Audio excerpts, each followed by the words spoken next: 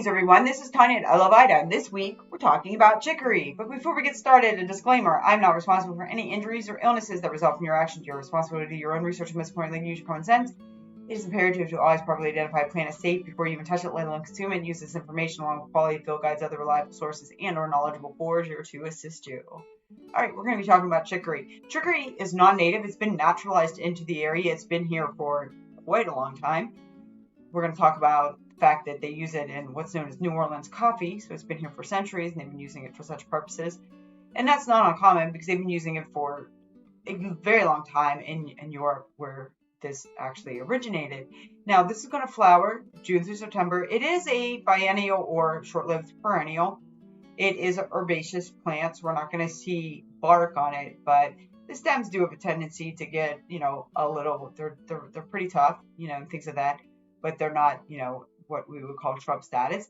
There's a lot of different names for this. Sometimes people call this cornflower. It is not the same thing as the cornflower plant, but it's cornflower blue, just like a tie we could wear on Tuesdays. If you got the reference, you got it. If you didn't, you didn't. They also call this blue daisy, blue dandelion, succory, French endive, wild endive. This is not the same thing as the endive that you get, like the Belgian endive. It's a little bit, it's related though. It's definitely similar for sure, but it's slightly different. And they also call this bachelor's buttons and things like that. So what we're going to be looking at, one of the key characteristics for this is identifying the flowers. They're very unique. They are blue.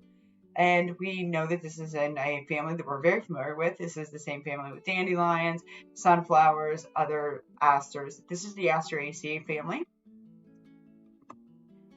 And what's interesting about this slide here, I got this actually online. This is not my picture, but this is a flower fly. This is not a bee. These are very beneficial. They're really good pollinators. It's not just bees that are pollinators. There's flower flies. There's also ants and a lot of other insects that, in fact, help with pollination. So if you do see these, make sure to keep them coming back for more. They're harmless to us, but they're very good for the environment. This is the distribution map. This is from the USDA Plants Database. I have the information at the end of the slide if you want to check it out. Great resource. Anyway, this is the map. It is all throughout the region, so you might find this where you're living. It is very, very prolific in the region in which I am in the Mid-Atlantic states. And, of course, we have some illustrations. These are really, really nice, and if you go out, there's a lot of illustrations in the public domain that you can really get good information without having to invest a lot of money into books and learn a lot of plants, in fact, that way. This is on the left-hand side, we have the early growth. That's going to be early in the spring. And then we have the second year, or, sometimes it's going to go up later as well. But that early growth, that's where we want to get those leaves when they are fresh and they are young and they're going to be tender. They have, edible purposes, and they also do have medicinal benefits as well. And the difference between this and dandelion, even though the leaves are very similar, is that there's hairs on these.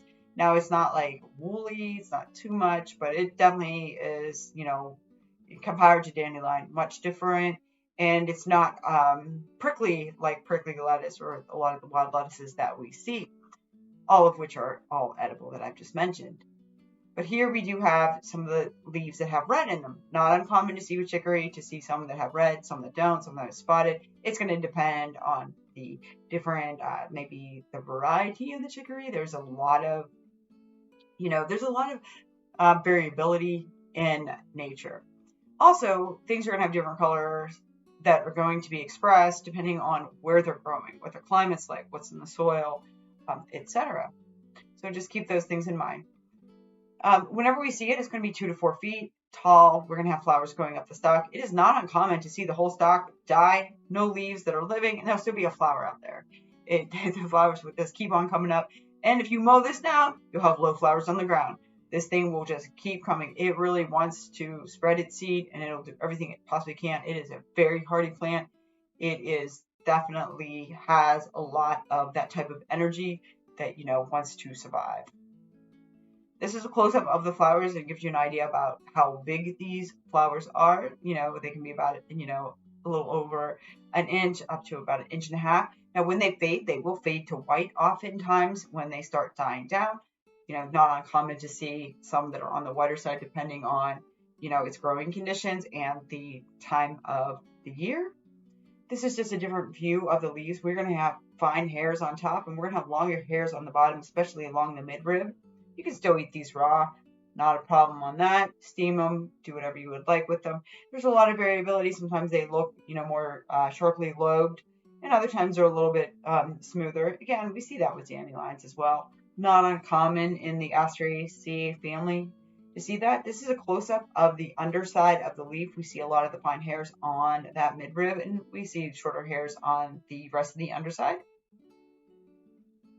Now this is actually what it's going to look like in the winter. This is after it dies down, the flowers are gone. But this is a really good way to recognize it in the spring, because when you see this growing and you have that cluster of leaves down at the bottom, you go wonder where these leaves are. There's no flowers. And you see this will help you identify easier that, wow, this is chicory, because chicory was clearly here just, months prior, up until it died down in the winter. And you know that fruit hasn't gone anywhere. And we know that it is a perennial, so it'll keep coming back. And that is what you're going to see. So it's really good to learn the plants throughout the seasons, see them, and that way it'll help make that identification easier when the flowers are not present. With respect to how we're going to use this, leaves, flowers, roots are basically the whole thing that we're going to be using, which is pretty cool. Now, edible purposes, the leaves, you want to have them when they're tender and younger because they have less hair. They're just like, easier to deal with. We don't want them when they're tough. Juice, blend, steam, saute. You can eat raw as a salad green, replacement for lettuce on salads. Now, the flowers do not taste good to me like dandelion flowers do, so I would never make fritters or anything like that. But you can add them to salads for color, nutrient boost. Maybe garnish your soup with it. Very pretty, very nice. Maybe put a little bit on your cake, whatever you want to do. Now, the roots, this is where there's two different ways that we can use the roots that are very beneficial. One is we can roast them and grind it, and we can use it as a non-caffeinated coffee substitute or as a coffee extender. So say if I don't have a lot of money and we want to kind of stretch our budget, we can actually do this and add it to it. It does add medicinal benefits, and it gives a really nice flavor, and it's also kind of cuts down on the caffeine. So if you have caffeine sensitivity, this might be a really good substitute for you. Now, you can also dry that root and grind it as a flower extender. Of course, we wouldn't roast it. We would just want to have that, unroasted root and dry it out and use it in that way. Now, these roots are very high in inulin, and that serves as a prebiotic, and that is a very good thing for our gut, and it's also good for our diet. It helps stabilize a lot of things and keep our body's running good. We need to have prebiotics to feed the probiotics really good. If you look at a lot of your processed foods, especially in the organic markets, they do use chicory a lot as far as an additive, and that does give some extra fiber in the prebiotics. Now, if we're looking at the root, it is very medicinal, and it actually has very strong anti-parasitic properties, especially against intestinal worms, which makes sense. It grows in the ground. It has to have something to protect it from the worms eating it, and it does. And those benefits can convey to us if we consume this root. So this is a really healthy one, and it does have those properties. We have to be really mindful. Parasites are a really big problem. Everybody who watched this channel and you know me, that was a serious problem that I had. And what's nice about this is it's mildly sedating. It's not going to have those effects like coffee would on us, which is going to be taxing on our adrenal glands. But if you want to mix it up, that's cool. That's known as New Orleans coffee. They as well is chicory and regular coffee mixed together. So if you go down to New Orleans, or if you're familiar with New Orleans coffee, you can go to Café du Monde and maybe get some beignets or something like that and get some coffee. I have been in New Orleans, and I've never had the beignets, but they look fascinating. I've been to Café du Monde though. And anyway, but the chicory is a mild laxative, it's diuretic, it's high in inulin, like we said. And the leaves, they are really good medicinally because they are bitter, and we need to have bitter foods. It's one of our taste senses. It helps stimulate the liver and gallbladder. It helps in aiding in digestion and detoxification. This is very good for detoxification because of the fact that it's diuretic, it's laxative, and it's going to help with lots of different aspects of our body. Our body does not run, the parts do not run in isolation. It runs as a whole system. Now, the leaves and the roots, topically, we can make a poultice. We can treat skin issues, including cuts, insect bites, and bruises. And just as a note, the root is stronger medicine than the leaves. this is just lots of chicory growing here, and we have it growing with some knapweed and some crown vetch, neither of which I like to see. I like to see chicory. But anyway, this is the information if you want to get some illustrations and some maps from the USDA plants database. Great source. We're going to go outside and check it out and see what this plant looks like in August of 2022 in the Mid-Atlantic states. All right, now we're outside. Check this out. We're at this stairway, right? And there's a beautiful specimen of chicory next to dandelion. So we're actually going to look at the leaves here in contrast. Now, in the pictures that we saw these in bloom. It's getting too late in the season. These are actually, going to seed, but this is what chicory is going to look like at that stage. But we're going to look at some of the leaves, and we're going to look at some of the structure and things of that nature, and we're going to compare it with the dandelions that are growing right next to it. How we can tell the difference. As we see here, this is what, as you stated in the previous portion about how these will go to like white and they'll fade from that really interesting pretty blue. And again, we're about 2 feet here, not the biggest, but they probably already mowed this down at least once this year. But we're going to get up close and see what the leaves look like. Again, we have those hairs on the other side. We do have some hairs on the stalks as well. Check those out. You can feel them. And if we're going to go down, we're going to follow this all the way down to this leaf. A little more dandelion-like, but you can definitely see the hairs on the underside of this. And you can feel a little bit of the roughness on the top. And again, we have those hairs on the legs. This one here looks very dandelion-like. But we know it's not a dandelion because one, it's growing next to a chicory and it has those hairs on it. See those? Longer on those midribs there. You can just see those hanging down. Again, not like the prickly lettuce. If you haven't seen the video on that, check that out. That's a little bit earlier on in this season. And over here, we have the dandelion leaves.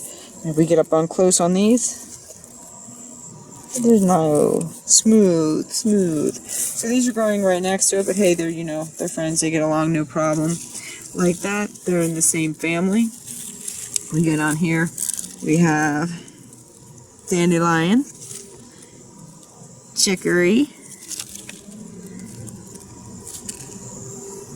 dandelion. So what we have is both of them growing here. Pretty cool. Anyway, I hope that helps with your identification. If you can, please like, subscribe, all that jazz. If you want to stick around, we can look at some of the other things that are growing nearby. Again, there's the dandelion. It's the seed pod, or the seed head growing here. Makes sense. We expect that. We have some bed straw, false baby's breath, growing right here. We have some wild carrot leaves. That is Queen Anne's lace, Daucus carota. Be careful with foraging for that. Make sure you know the differences between the poisonous lookalikes. The poisonous lookalikes are deadly. We have red clover growing over there. Good medicinal edible. We covered white clover earlier on. And we did mention a little bit about the red clover in that. We have the yellowwood sorrels down there. Let's see if we have any ripe seed pods since we're here. I don't think so. I don't see any. There still have some flowers. And then we have some black medic there. More dandelion, bed straw, carrot, red clover. That's what we have going on here. But anyway, that's really good. And just in a small section, we have dandelion, chicory, bed straw, yellowwood sorrel, red clover. We have knapweed growing too, wild carrot, black medic. I'm sure there's some other things in there that were missed as well, just in this little section. A little bit of a salad going on. Anyway, I hope that helps with your identification of chicory, with a little bit of follow-up based on that. And we're going to go over here, pick up this trash, take that with us, and we're going to point out an invasive tree that is taken over. And this is the tree of heaven. And how we know it's the tree of heaven is because of its design and the way that the leaves are. You might get it confused, possibly. Oh my god, it stinks. One for the team, right? God, it stinks so bad. And one, it smells. And anyway, learn the leaves, learn this plant. This is actually one of the biggest things spreading that spotted lanternfly, which I saw one yesterday in Pittsburgh, and I hope it doesn't exist anymore. Oh god, it smells, it just, learn that smell. It's a really good way to identify it, and I will make sure that this root gets taken out. And I'm also going to go to City Council and talk to them about our tree having a problem. Anyway, do what you can to get rid of that one. It's a really bad one. There's definitely some bad invasives around the area, and that is in my top 5. And hopefully it'll be in your top 5 as well, and we can help eradicate that. Alright, peace and love, everybody.